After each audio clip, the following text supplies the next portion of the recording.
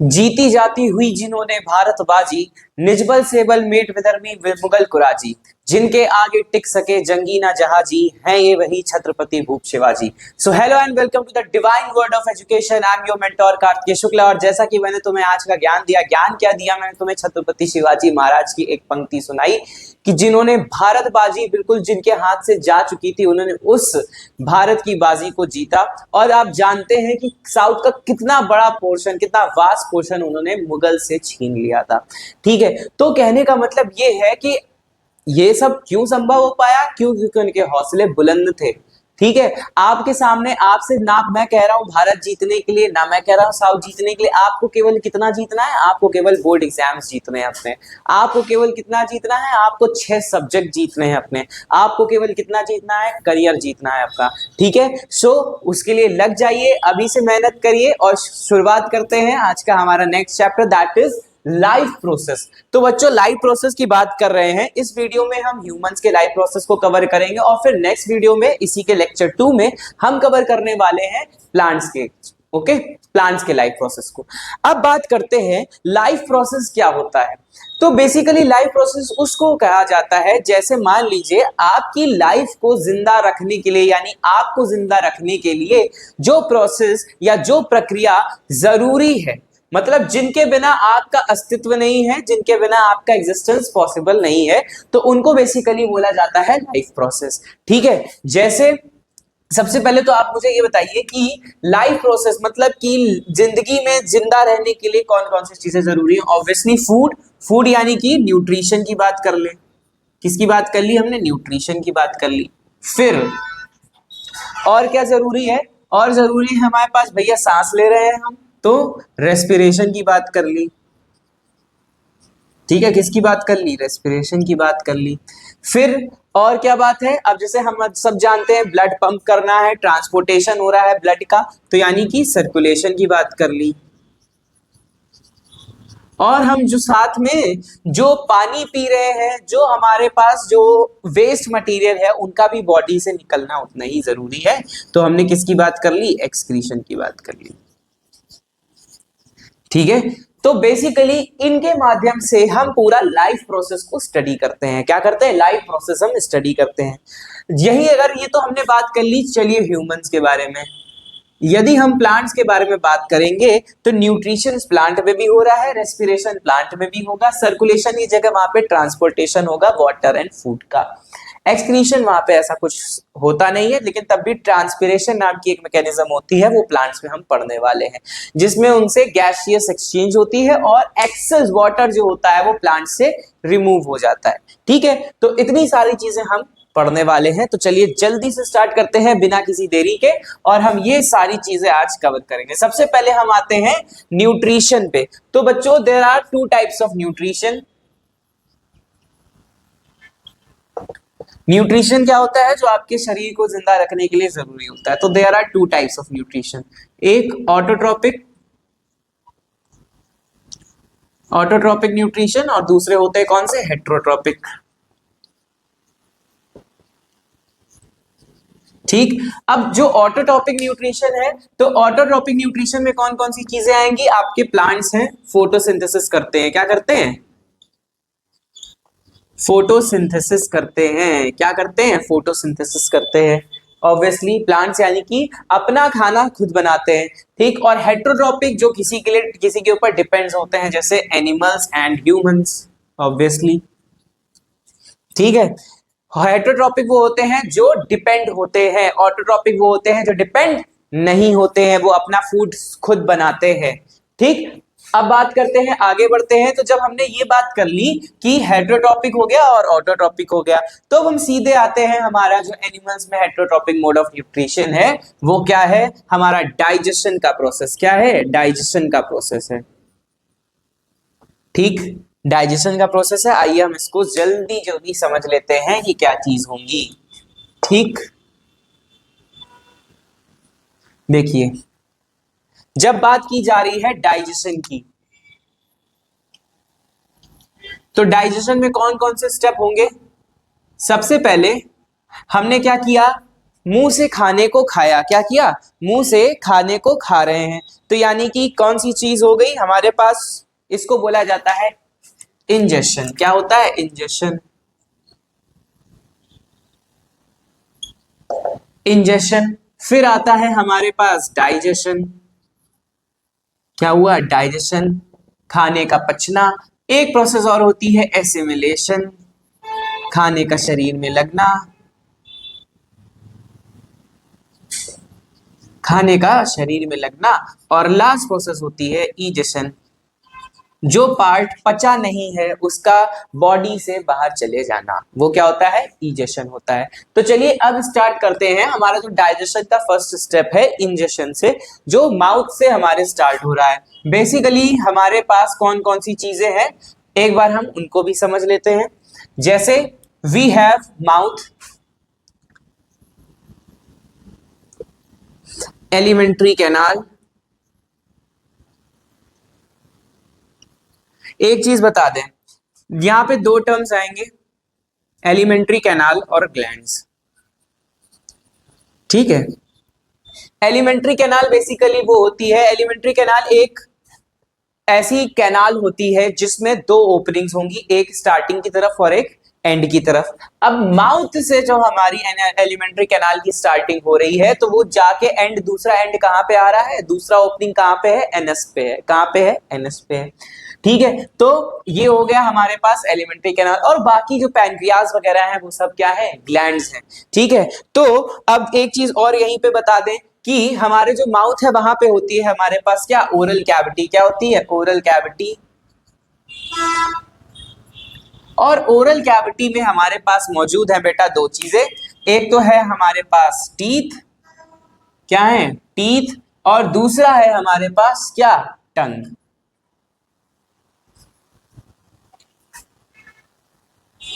दूसरे जो है वो क्या है, टंग है, ठीक। सबसे पहले बात करते हैं टीथ की। तो टीथ के कुछ कैरेक्टर्स हैं वो भी समझ लेते हैं।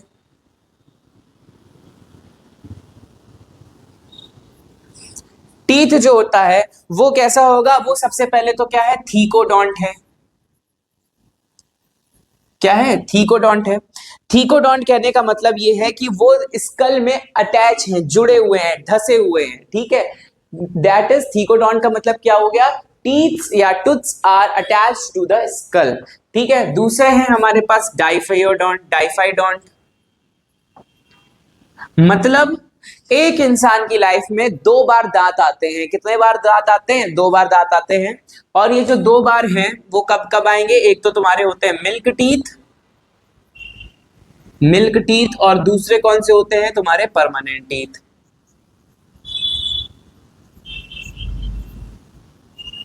आगे बात समझ में। एक और कैरेक्टर होता है तुम्हारे दांतों का, दैट इज हेट्रोडोंट। हेट्रोडोंट का मतलब यह है कि चार प्रकार के दांत होंगे। कितने प्रकार के दांत होंगे, विभिन्न प्रकार के दांत होंगे। कौन कौन से, वो भी समझ लेते हैं। 4 टाइप्स के टीथ होते हैं। कौन कौन से होते हैं, इंसीजर्स, कैनाइन्स, प्रीमोलर्स और मोलर्स। कितने दांत हो गए तुम्हारे पास, incisors, canines, premolars and molars. कितने दांत हो गए, 4 प्रकार के दांत हो गए। और कितने होते हैं, 32 होते हैं। कितने होते हैं, 32 दांत होते हैं एक ह्यूमन में। कितने दांत होते हैं, 32 होते हैं, ठीक। इनको एक फॉर्मूला भी होता है, 2 1 एंड 2 3, ठीक।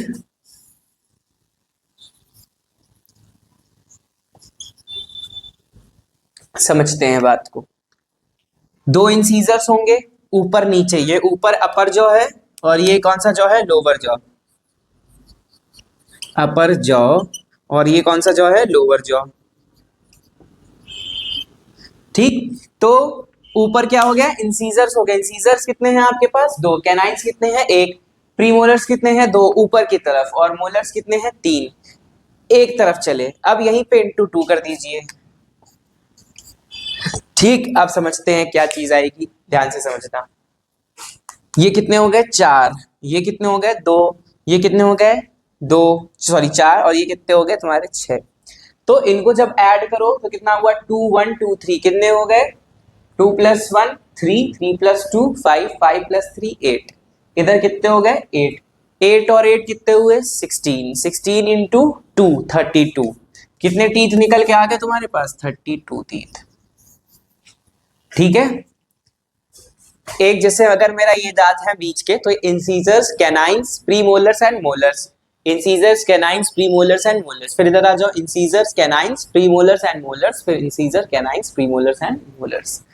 तो ये हमने पढ़ा टीथ के बारे में। अब हम आगे बढ़ते हैं कि डाइजेशन का जो पूरा प्रोसेस है वो कैसे होगा। सबसे पहले मैं एक चीज बता दूं कि डाइजेस्टिव सिस्टम का डायग्राम बहुत इंपॉर्टेंट है, उसकी प्रैक्टिस ढंग से कर लीजिएगा। और लॉन्ग आप लोग अगर यूपी बोर्ड के हैं तो यूपी बोर्ड में हर बार डाइजेशन से रिलेटेड एक क्वेश्चन जरूर पूछा गया है, ठीक है, तो उसको ध्यान से पढ़िएगा।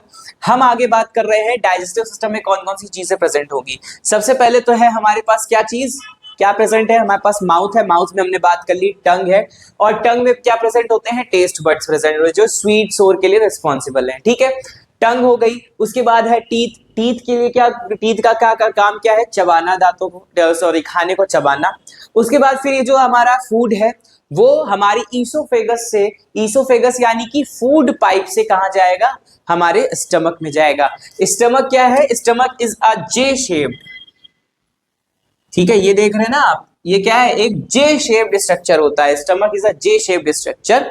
और इसका काम क्या होता है, यहां पे खाना क्या रहेगा, 4 से 5 घंटे,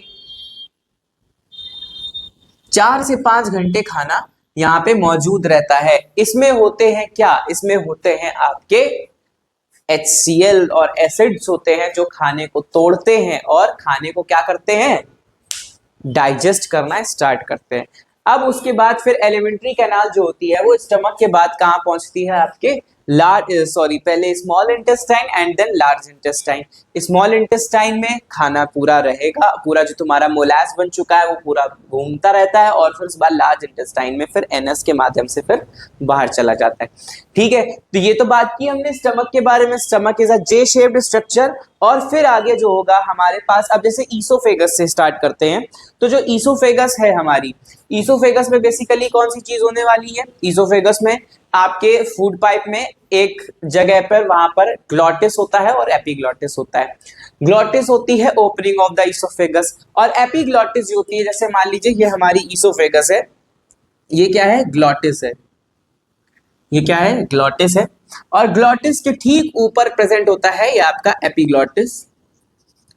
एपिग्लॉटिस, एपिग्लॉटिस का काम ये होता है कि वो क्या करता है, जब आप कभी बात करते हैं तो ये खाना जब खाते हैं तो आपके ये उसको बंद कर देता है, आपके विंड पाइप को, ठीक है, क्या करता है, विंड पाइप को क्लोज कर देगा, जिसकी वजह से खाना जो है आपके फूड पाइप में ना चला जाए, सॉरी विंड पाइप में ना चला जाए, ठीक है। इसीलिए कहा जाता है ना कि जो है खाना खाते समय बात नहीं करनी चाहिए, क्यों, क्योंकि उस टाइम पे ये ढक्कन भी जो है, एपिग्लॉटिस जो है ढक्कन जैसा स्ट्रक्चर, वो फ्लैप लाइक स्ट्रक्चर, वो भी खुल बंद होता है, ठीक है। तो धोखे से भी खाना आपके फूड पाइप में ना चला है, सॉरी विंड पाइप में ना चला जाए, इसलिए इसको प्रोटेक्ट कौन करता है, एपिग्लॉटिस करता है।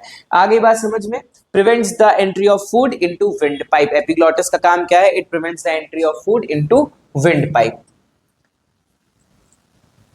ठीक। अब आगे बढ़ते हैं, तो आगे अब और क्या चीज है, जैसे मान लीजिए स्मॉल इंटेस्टाइन है, तो स्मॉल इंटेस्टाइन जो होती है उसमें 3 पार्ट्स होते हैं आपके, ड्यूडेनम होता है, जेजुनम होता है और इलियम होता है। कौन कौन से, ड्यूडेनम, जेजुनम एंड इलियम। सो उसमें कौन कौन सी चीजें, आपकी जो डायग्राम पूरा आप देखते चलिएगा, ये देखिए बेसिकली जो डायग्राम बना हुआ है आपको मैं दिखा दूं, ये डायग्राम बहुत इंपॉर्टेंट है, इसको ध्यान से पढ़ करके फिर अगर आगे आकर के इसके सारे प्रोसीजर हम लिखते हैं, ठीक है। तो ये था आपका थोड़ा बहुत इंट्रोडक्शन अबाउट डाइजेस्टिव सिस्टम, ठीक। और जो डाइजेस्टिव ग्लैंड्स है, जैसे पैनक्रियाज है, तो पैनक्रियाज का काम मैंने आपको पहले भी बताया था, पैनक्रियाटिक जूस निकालती है, क्या करती है, पैनक्रियाटिक जूस सेक्रेट करती है, जिसका काम क्या होता है, खाने के डाइजेशन में हेल्प करता है, ठीक है। और पैनक्रियाज के 2 रोल्स होते हैं, वो भी समझ लीजिए। पैनक्रियाज पहली चीज क्या है, पैनक्रियाज एक हेट्रोक्राइन ग्लैंड है, हेट्रोक्राइन ग्लैंड है, ठीक है। दूसरी चीज पैनक्रियाज, यानी कि एंडोक्राइन और एक्सोक्राइन दोनों फंक्शन प्ले करेगी। तो पैनक्रियाज का काम होता है पैनक्रियाटिक जूस का सेक्रेशन करना,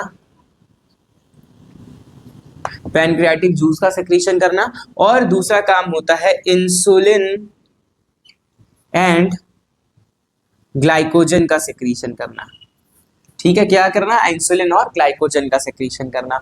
इसी के साथ में आपको बता दें, एक ऑर्गन है हमारे पास लीवर। लीवर का काम होता है जो भी हमारी बॉडी में ऑयल्स हैं, जो ऑयल्स हम खाने के माध्यम से खा रहे हैं, उनको डाइजेस्ट कौन करता है? लीवर करता है। क्यों करेगा? क्योंकि liver secretes the bile juice.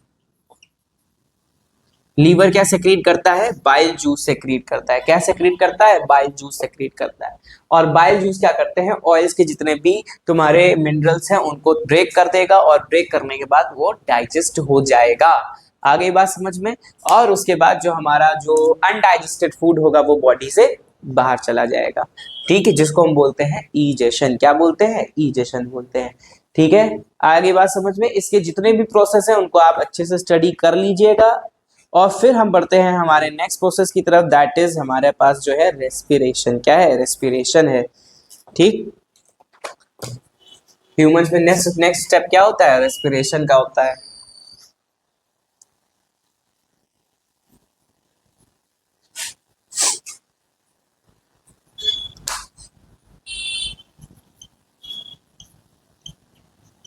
Basically यहाँ पे दो चीजें आती हैं, एक होता है रेस्पिरेशन और एक होता है ब्रीदिंग। क्या होता है? ब्रीदिंग। रेस्पिरेशन का काम क्या होता है? रेस्पिरेशन और ब्रीदिंग में सबसे पहले समझते हैं कि डिफरेंस क्या है। तो ब्रीदिंग जो होता है, ब्रीदिंग एक फिजिकल प्रोसेस है, फिजिकल प्रोसेस है, जिसमें कौन कौन सी चीजें आएंगी? आपकी एक्सहेल एंड इनहेल। कौन आएगा? इनहेल आएगा। वही जो रेस्पिरेशन है उसका वो होता है एक बायोकेमिकल प्रोसेस। क्या होता है? Biochemical process. और क्या काम आएगा? ये इसका मतलब होता है, ये क्या करेगा आपका? ब्रेक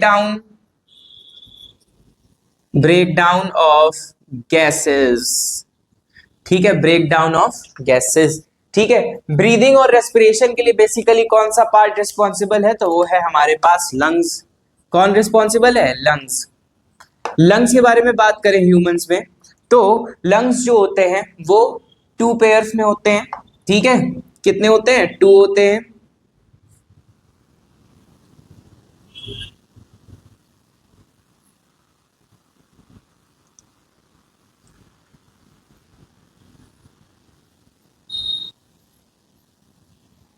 ठीक, ये देखिए, ये हैं आपके लंग्स, ठीक।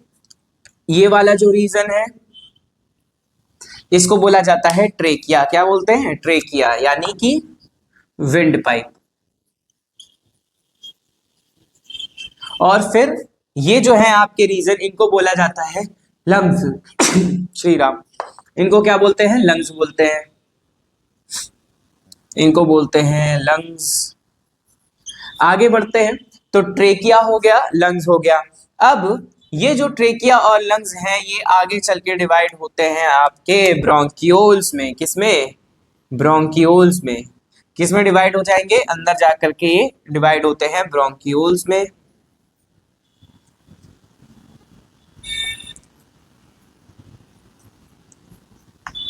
और ये जो ब्रोंकियोल्स हैं ये आगे चल करके अंदर ही अंदर डिवाइड होते हैं एल्वियोलाइज में। किसमें डिवाइड होते हैं? एल्वियोलाइज में।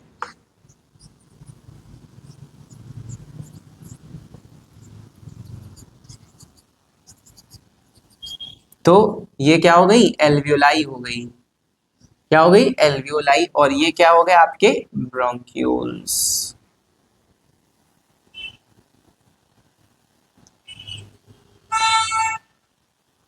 ठीक।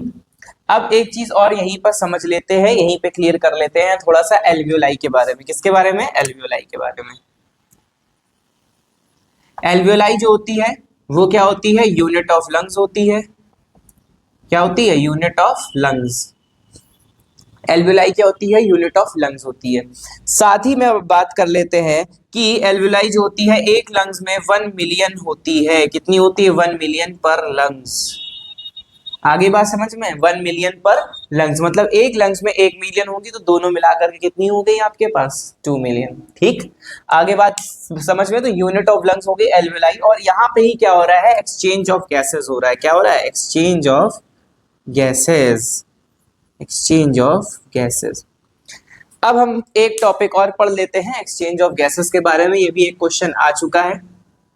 ठीक, तो उसको भी ध्यान से समझ लेते हैं कि भाई एक्सचेंज ऑफ गैसेस की प्रोसेस में क्या होने वाला है।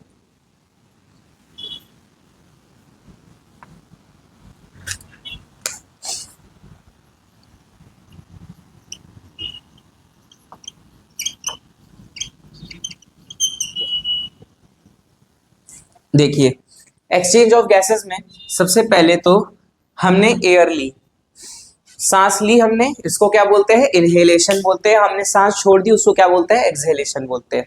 तो अब एक चीज और समझिएगा कि एक्सचेंज ऑफ गैसेस कैसे होगी। ठीक, तो एक्सचेंज ऑफ गैसेस में हमारे पास होती है ब्लड कैपिलरी और एल्वियोलाई। एल्वियोलाई का स्ट्रक्चर ऐसे होता है।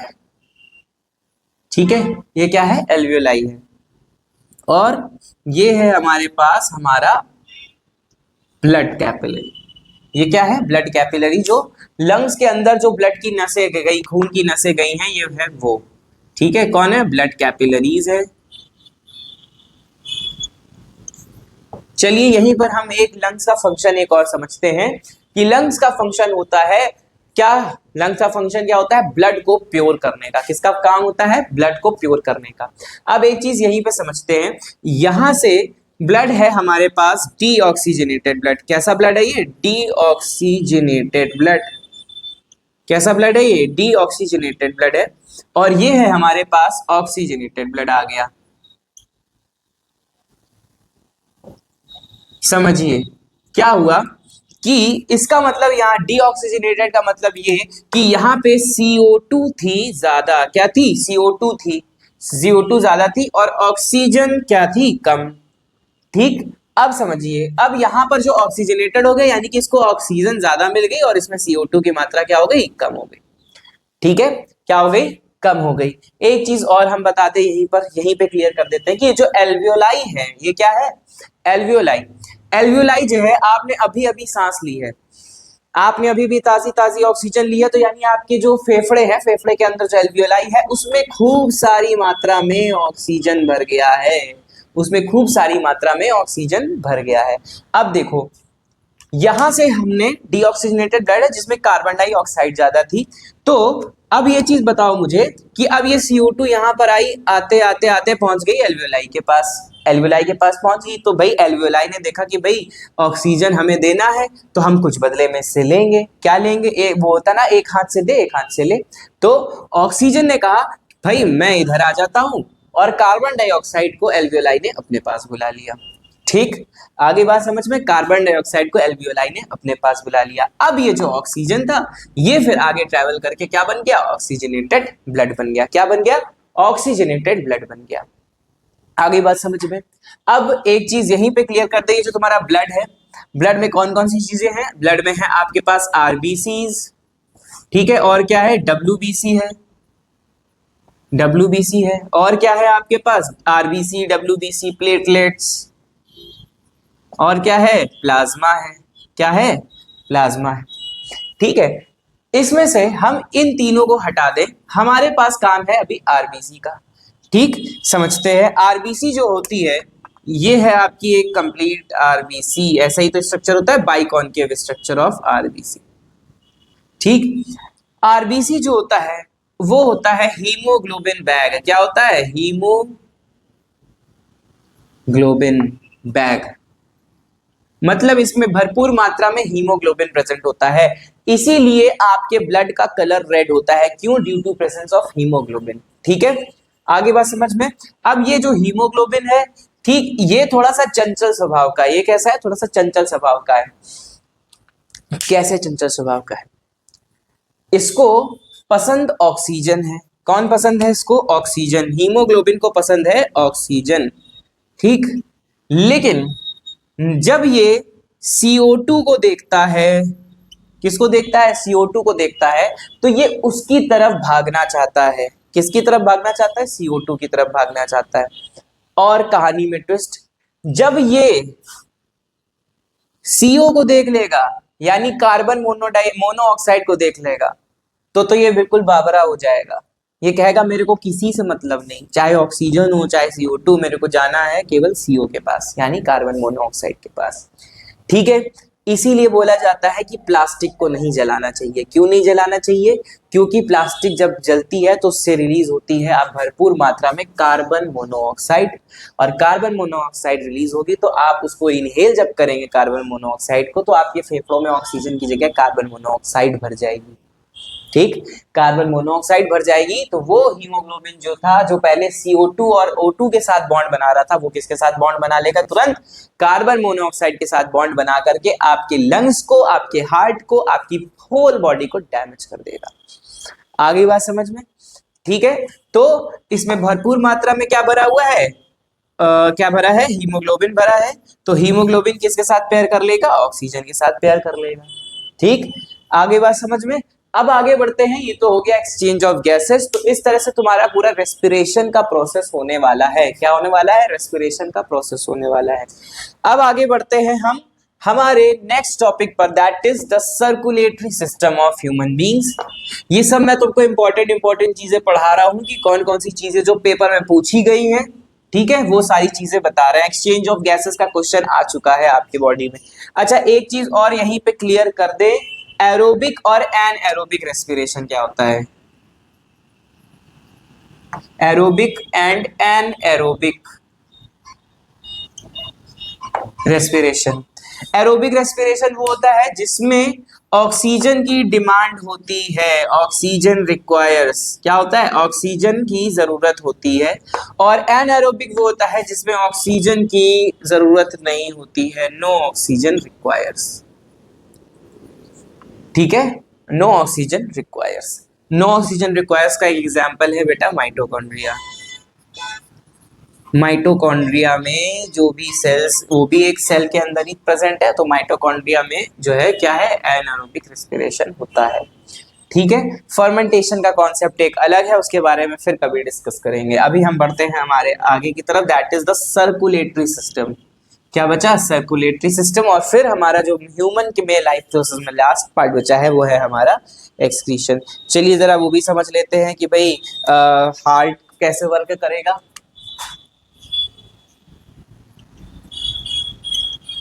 सर्कुलेटरी सिस्टम, चलिए बेसिकली सर्कुलेटरी सिस्टम के लिए हमारे पास कौन सा ऑर्गन रिस्पॉन्सिबल है? हमारा हार्ट। इसका फंक्शन क्या होता है? Pumping of blood, pumping of blood. Heart की बात करें तो there are 4 chambers of heart, 2 auricles and 2 ventricles. ठीक, एक एक्सटर्नल स्ट्रक्चर बना करके देखते हैं। सपोज दैट अगर ये हमारा हार्ट है, ठीक है, ये हमारा हार्ट है, तो इस हार्ट में कौन कौन सी चीजें होंगी? एक मिनट, डायग्राम थोड़ा सा सही बना लेते हैं।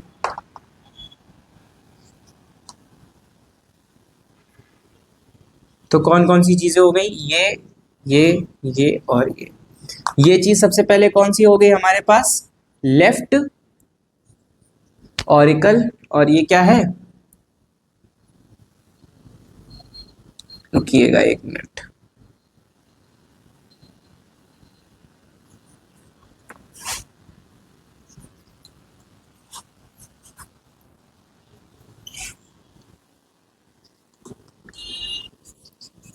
अब समझते हैं ध्यान से क्या चीज होने वाली है।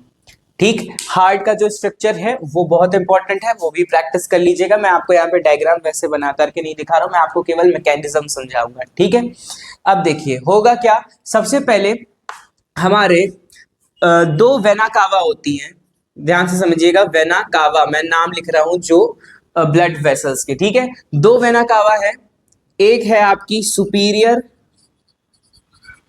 सुपीरियर वेना कावा और दूसरी है आपकी इंफीरियर वेना कावा, ठीक है। दूसरी कौन सी है? इंफीरियर वेना कावा है। सुपीरियर वेना कावा और इंफीरियर वेना कावा जो है वो आपकी बॉडी में हार्ट में ब्लड लेकर के आ रही हैं। कहां से? पूरी बॉडी से।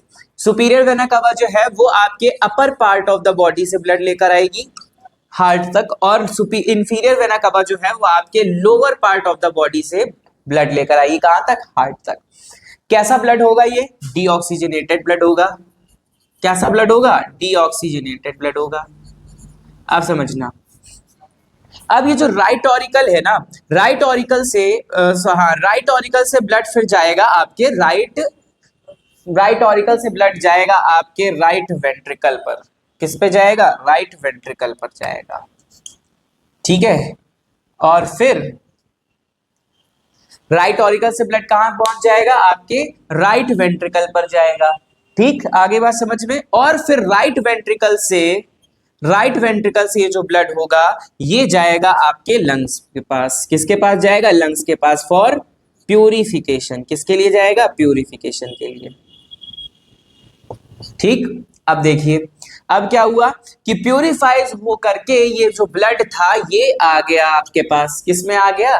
ब्लड आ गया। किसके माध्यम से आएगा? पल्मोनरी वेन्स के माध्यम से। किसके माध्यम से? पल्मोनरी वेन्स के माध्यम से। ये वेन्स होती हैं पल्मोनरी वेन्स, ठीक है। पल्मोनरी वेन्स के माध्यम से। और यहां पर जो एक आर्टरी यूज होती है वो होती है pulmonary artery.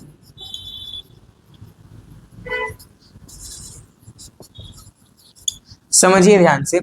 Pulmonary artery is the only artery that carries कैसा? Deoxygenated blood, and pulmonary vein is the only vein that carries the oxygenated blood, ठीक है। तो यानी कि लंग्स से ऑक्सीजनेटेड होकर के ब्लड फिर इधर पहुंच गया। अब यहां पहुंचने के बाद ये पहले क्या फिल होगा? लेफ्ट ऑरिकल फिल होगा। ये क्या फिल होगा? लेफ्ट ऑरिकल फिल होगा। और फिर यही ब्लड जो ऑक्सीजनेटेड ब्लड है वो किसके पास पहुंच जाएगा? लेफ्ट वेंट्रिकल के पास पहुंच जाएगा, ठीक है। लेफ्ट वेंट्रिकल के पास पहुंच जाएगा और फिर ये जो ब्लड होगा वो पूरी बॉडी में भेज दिया जाएगा। किस में भेज दिया जाएगा? पूरी बॉडी में भेज दिया जाएगा। इसी से एक क्वेश्चन आता है डबल सर्कुलेशन का। डबल सर्कुलेशन यानी कि entry of blood 2 times in a heart, मतलब एक बार डीऑक्सीजनेटेड फॉर्म में जा रहा है और एक बार कैसे आ रहा है? ऑक्सीजनेटेड फॉर्म में आ रहा है, ठीक है। तो ये चीज हो गई आपके सर्कुलेशन के बारे में। यहीं पर एक क्वेश्चन और मैं क्लियर कर दूं कि आप लोग समझते हैं ना कि जो है हार्ट बीट जो होती है, हार्ट बीट, आप जैसे मान लीजिए कभी कभार किसी को अपनी हार्ट बीट चेक करनी हो तो भाई अपने शरीर के लेफ्ट साइड में लगाएगा, ठीक है, अपने चेस्ट के लेफ्ट साइड में लगाया। तो लेफ्ट साइड में हार्ट क्यों फील होता है? एक्चुअली में ये आपकी बॉडी में बिल्कुल मिडिल में प्रेजेंट होता है, बीच में प्रेजेंट होता है, बट फील लेफ्ट साइड में इसलिए होता है क्योंकि भाई ये जो लेफ्ट वेंट्रिकल है इसकी वॉल्स जो होती हैं वो बहुत ज्यादा मोटी होती हैं। क्यों मोटी होती है? उसका रीजन ये है, वॉल आपकी हार्ट में सब तरफ प्रेजेंट है, ऊपर वाले में थिन प्रेजेंट होंगी लेकिन नीचे वाले दोनों तरफ में थिक वॉल प्रेजेंट होती है। क्यों प्रेजेंट होती है? ध्यान से समझना। अगर यहाँ पे थिन वॉल है तो इसको ब्लड तो केवल इधर ही भेजना है, तो यहाँ पे इतने ज्यादा कॉन्ट्रैक्शन की जरूरत नहीं है। कॉन्ट्रैक्शन मतलब खिंचाव, ठीक है। लेकिन यहां से ब्लड जा रहा है हार्ट के बाहर किसी दूसरे ऑर्गन में, लंग्स के पास, इसलिए यहां पे वॉल थिक हो जाती है कि जिससे कि कॉन्ट्रैक्शन ज्यादा पैदा हो। क्या हो? कॉन्ट्रैक्शन ज्यादा पैदा हो। यहां पे कहानी थोड़ी सी डिफर हो जाएगी। यहां पे भी थिन है क्योंकि ब्लड कहां जा रहा है? हार्ट में ही जा रहा है, लेकिन यहां पे वॉल जो होगी ज्यादा इसके कंपैरिजन में भी ज्यादा थिक इसलिए हुई क्योंकि इधर से जो है ब्लड पूरी बॉडी में सर्कुलेट होना है, ठीक है। इसलिए हमको फील होता है कि हमारे पास जो हार्ट है वो हमारे लेफ्ट साइड में है। यहीं पे एक कॉन्सेप्ट आता है हार्ट बीट का। हार्ट बीट की जो एक्चुअल साउंड आप लोग सुनते हैं धक धक नहीं होती है, ठीक है ना? क्या होती है? धक धक नहीं होती है हार्ट बीट की साउंड। हार्ट बीट की साउंड होती है लब और डब। क्या होती है? लब और डब। तो उस हिसाब से माधुरी दीक्षित का गाना धक धक करने लगा नहीं लब डब करने लगा होना चाहिए था, ठीक है। But makers are the makers of the song, lyricist are the lyricist of the song. उनको जो अच्छा लगा उन्होंने वो बना दिया। सोचो अगर धक धक की जगह लब डब होता तो क्या होता। ठीक है, सोचते रहना, बाद में सोचना बोर्ड पेपर के बाद। बोर्ड पेपर तक ऐसी उल जुलूल चीजें नहीं सोचनी है, ठीक है। तो हार्ट बीट क्या होती है, लब और डब होती है। एक चीज और बता दे, 0.4 सेकंड के लिए लब होगी और 0.4 सेकंड के लिए ही डब होगी। ठीक है, टोटल 0.8 सेकंड। आगे बात समझ में, 0.8 सेकंड। माई मिस्टेक, यहां पे एक मिस्टेक ये हो गई कि यहां पर होगा 0.1 सेकंड, यहां पे होगा 0.3 सेकंड, टोटल 0.4 सेकंड। ओके, ये होती है आपके लब डब की साउंड, ये होती है आपके हार्ट बीट की साउंड। ठीक है, ये तो बात कर ली हमने आपके पूरे सर्कुलेटरी सिस्टम के बारे में। अब हमारे ह्यूमन का जो लास्ट टॉपिक बच रहा है वो भी जल्दी से पढ़ के समझ के खत्म कर लेते हैं। That is our excretory system. क्या बचा, एक्सक्रीटरी सिस्टम। डायग्राम्स इस चैप्टर के सारे इंपॉर्टेंट है, उनको ध्यान से पढ़ना। ठीक है, इट इज नॉट पॉसिबल आपकी पेपर के टाइम पे मैं आपको पूरी पूरी चीज विस्तार में बताऊं, इसलिए मैं केवल आपको शॉर्ट फॉर्म में सारी चीजें समझा रहा हूं। अब बात करते हैं हम एक्सक्रीटरी सिस्टम के बारे में। किसके बारे में, एक्सक्रीटरी सिस्टम के बारे में। ऑब्वियसली कौन रिस्पॉन्सिबल है एक्सक्रीशन के लिए, किडनी। कौन रिस्पॉन्सिबल है, किडनी रिस्पॉन्सिबल है। चलिए, कौन कौन सी चीजें होंगी हमारे एक्सक्रीटरी सिस्टम में, 2 किडनी। ठीक है, बहुत महंगी होती, 3 लाख की एक मिलती है। ठीक, 3 लाख की एक बेची जाती है, सॉरी, आईफोन के लिए। ठीक है, 2 किडनी हो गई। और कौन सी चीज है आपके पास, यूरिनरी ब्लैडर है। कौन है, यूरिनरी ब्लैडर। और कौन है, यूरिटर। ठीक, और एक्सक्रीशन के लिए कौन है, मेल्स में है पीनिस और फीमेल्स में कौन है, यूरिथ्रा। ठीक है, आगे बात समझ में। तो ये आपके इतना सब मिल करके कौन बना रहा है, क्या बन रहा है, एक्सक्रीटरी सिस्टम बन रहा है। किडनी के बारे में बात कर लेते हैं। तो सपोज दैट किडनी जो होती है वो it is a bean shaped, kidney is a bean shaped structure. Rajma जैसी किडनी होती है। ठीक है, राजमा को इसीलिए किडनी बीन बोला जाता है। क्या बोला जाता है, किडनी बीन बोला जाता है।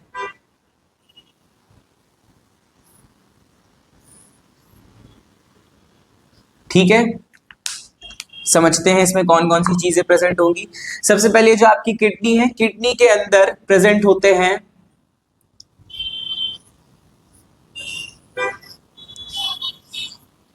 किडनी के अंदर कौन प्रेजेंट होगा, मेड्यूला एंड पिरामिड्स। तो ये जो आप स्ट्रक्चर देख रहे हैं ये होते हैं आपके पिरामिड्स। ये क्या होते हैं, पिरामिड्स होते हैं।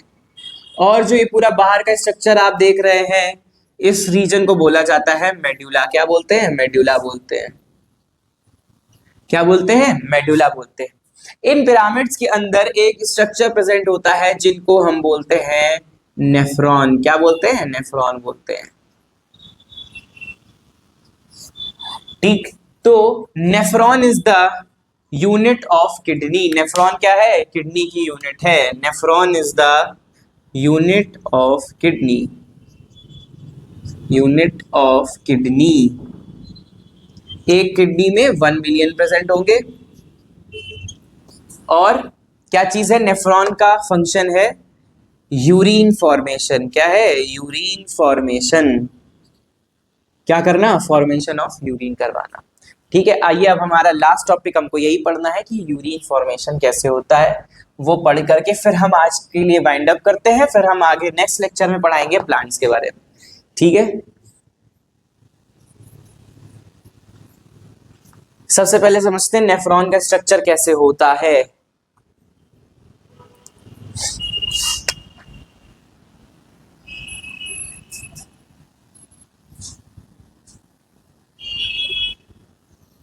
नेफ्रॉन का स्ट्रक्चर से रिलेटेड भी क्वेश्चन जो है कई बार पूछ लेता है, तो उसको भी जो है ध्यान से पढ़ लीजिएगा।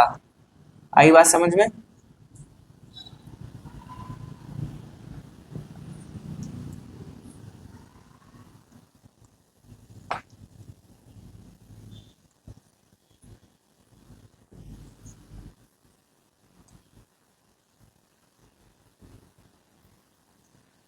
ये है आपका एक नेफ्रॉन का स्ट्रक्चर जो किडनी के अंदर प्रेजेंट होता है। ठीक, ये वाला जो रीजन आप पूरा देख रहे हैं इसको बोला जाता है बोमैन्स कैप्सूल। क्या बोलते हैं?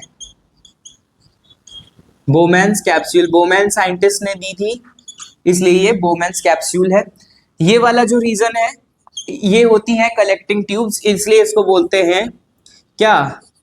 प्रॉक्सिमल कॉन्व्यूलेटेड ट्यूब्यूल, या जिसको हम शॉर्ट फॉर्म में बोलते हैं पीसीटी। ठीक है, क्या बोलते हैं? पीसीटी बोलते हैं। और फिर ये वाला जो स्ट्रक्चर है इसको बोला जाता है डिस्टल कॉन्व्यूलेटेड ट्यूब्यूल, जिसको बोलते हैं हम डीसीटी। ये वाला जो स्ट्रक्चर है जो एक लूप आया है, लूप यानी कि बिगेस्ट कर्व, इसको बोला जाता है एलओएच या फिर loop of Henle. Henle scientist ने इस लूप की डिस्कवरी की थी। और ये वाली जो है पार्ट इसको बोला जाता है कलेक्टिंग डक्ट। क्या बोलते हैं? कलेक्टिंग डक्ट बोलते हैं। ठीक है, आगे बात समझ में। अब देखिए यूरिन फॉर्मेशन कैसे होने वाला है। यहां से आपकी ब्लड वेसल्स आएगी और आ करके सीधे यहाँ पर एक बेहतरीन लूप में पहले ट्रांसफर होगी। यहाँ पे ये जो चीज होती है यहाँ पर होता है आपका प्रोसेस, जिसको बोलते हैं, एक मिनट प्रोसेस का नाम बता रहे हैं, पहले यहाँ पे ये लिख ले ये क्या चीज है। इसको बोला जाता है ग्लोमेरुल्स। ठीक है, ये जो प्रोसेस सबसे पहले यहाँ पर होने वाला है, तो यूरिन फॉर्मेशन केवल 3 प्रोसेस में होगा। नंबर 1 होता है अल्ट्रा फिल्ट्रेशन। क्या होता है? Ultra filtration.